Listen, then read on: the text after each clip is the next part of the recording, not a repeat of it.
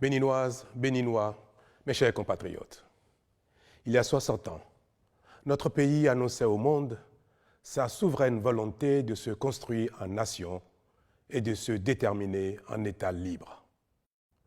En ces instants où nous nous apprêtons à célébrer le souvenir de cette mémorable proclamation, il est de mon devoir de réitérer l'hommage de la nation à mes illustres prédécesseurs qui ont entrepris de poser les jalons de l'édification et du développement de notre commune patrie. C'est donc avec respect que je renouvelle la reconnaissance de la nation à nos valeureux bâtisseurs de regrette et mémoire que sont messieurs Hubert Koutoukou-Maga, Christophe Soglo, Sourou Migan Apiti, Justin Tometin Aomadegbe, Taïrou Kongaku, Maurice Kwandete, Alphonse Allé, Émile Derlin Zinsou, Paul-Émile de Souza et Mathieu Kérékou. J'adresse la même reconnaissance à ceux d'entre eux que nous avons encore la grâce de côtoyer, leur Excellence Nicéphore Dieudonné Soglo et Thomas Boniyayi. C'est avec une reconnaissance tout aussi appuyée que je salue toutes celles et ceux, artisans, paysans, commerçants, salariés du secteur public comme du secteur privé, religieux ou acteurs politiques qui, sous la lumière des projecteurs ou dans l'ombre, contribuent à cette œuvre passionnante et honorable. Mes chers compatriotes, les hésitations qui souvent nous habitent, les erreurs qui caractérisent parfois nos choix, la crainte du changement qui nous cantonne quelquefois dans les acquis éphémères et insuffisants, ne doivent nullement nous stigmatiser et nous faire douter de notre capacité à nous développer nous aussi.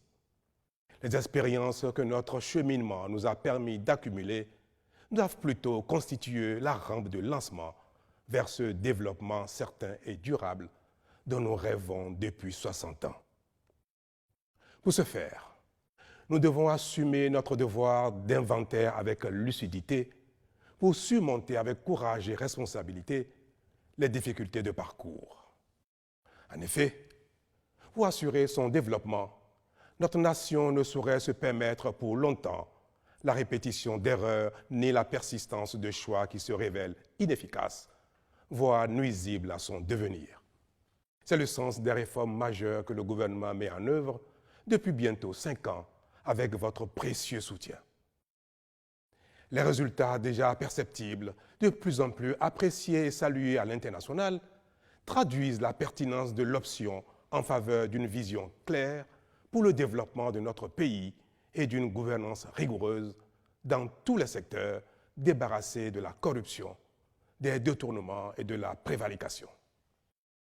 C'est ce qui a permis à notre pays, dans le cadre de l'évaluation par la Banque mondiale des politiques et des institutions nationales en 2020, d'être classé 2e du continent africain en matière de gestion économique. Avant cela, en 2019, le Bénin a été classé 1er des pays francophones d'Afrique en matière de transparence budgétaire par une structure internationale d'enquête partenaire de la Banque mondiale, du FMI et de l'OCDE. Cette rigueur de la gouvernance, associée aux efforts de chacun, a permis à notre pays, depuis le début de cette année, de sortir de la liste des 25 pays les plus pauvres de la planète et de quitter la catégorie des pays à faible revenu pour intégrer le groupe des pays à revenus intermédiaires.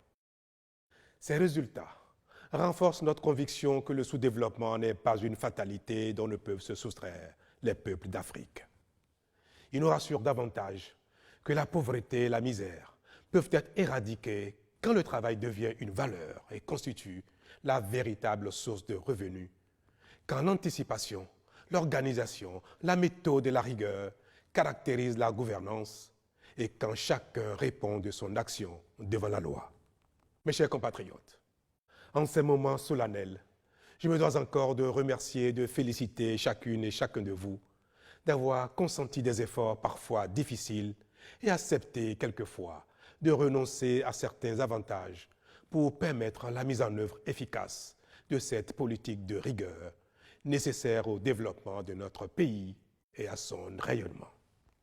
Avec courage, lucidité et détermination, grâce à l'engagement de toutes ces filles et de tous ces fils, notre pays trace désormais les sillons de son parcours vers le développement.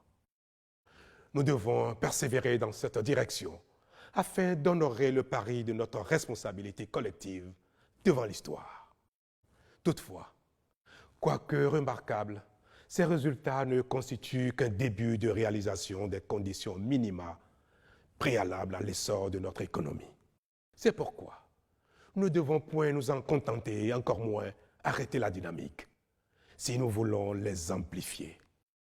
Nous devons donc, sans relâche, avec davantage de courage et d'abnégation, accentuer nos efforts en vue de rendre plus concrètes, plus visibles, plus satisfaisantes et plus durables les avancées qui s'observent ici et là. Nous avons toutes les raisons d'y croire, même si chacun ne ressent pas encore dans son quotidien tous les effets réels de ces performances qui pourtant améliorent déjà sensiblement la satisfaction de nos besoins basiques comme l'eau, l'électricité, les soins de santé et l'éducation, les routes, toutes choses préalables au développement collectif et à l'épanouissement individuel. En effet, le propre des communautés humaines, c'est de construire d'abord ce qui est essentiel au bien-être général, mais qui, bien que collectivement acquis, n'est pas toujours mesurable à la dimension individuelle. Or, c'est bien cela qui va nous permettre d'améliorer en premier lieu le confort de vie de chacun et surtout du grand nombre. Mes chers compatriotes, la célébration de cette 60e édition de notre fête nationale intervient dans un contexte tout particulier marqué par la pandémie de la COVID-19. C'est la plus grave crise sanitaire de notre temps. Elle se double d'une crise économique tout aussi préoccupante. Tous les pays sont confrontés, le Bénin aussi. Mais très tôt, le gouvernement en a pris conscience et a engagé des actions hardies pour la contenir. Aussi, avons-nous mis en œuvre une politique de riposte courageuse avec des moyens financiers importants pour l'acquisition de matériel et de médicaments en vue de prévenir la propagation de la pandémie et d'assurer la prise en charge efficace des personnes affectées. Mais en définitive, c'est le respect par chacun des mesures prescrites par le gouvernement et les autorités sanitaires qui renforcera davantage notre résilience collective et nous permettra de triompher plus rapidement de la pandémie. À cet égard, je veux saluer en votre nom le dévouement des personnels engagés dans la gestion de la crise, particulièrement les agents de santé, qui, honorant leur serment et leur savoir, méritent l'admiration de chacun de nous.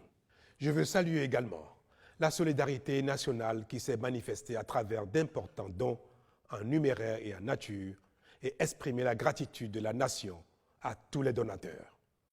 Je veux enfin remercier nos amis et partenaires internationaux pour leur contribution appréciée à notre plan de riposte. Chacun peut observer que le gouvernement mène le combat contre la pandémie sans renoncer à la mise en œuvre responsable de son programme d'action. En effet, alors même que nous mettons en place des solutions d'urgence pour répondre aux défis que pose la crise sanitaire, nous avons entrepris la réalisation d'investissements massifs nouveaux pour renforcer notre résilience sanitaire et assurer l'amélioration de la fourniture des services publics essentiels. C'est l'occasion de féliciter et d'encourager tous les agents qui y travaillent sans désemparer, ainsi que tous les autres acteurs de la vie économique et sociale qui contribuent par leur activité et leur combativité à la satisfaction des besoins existentiels de nos populations.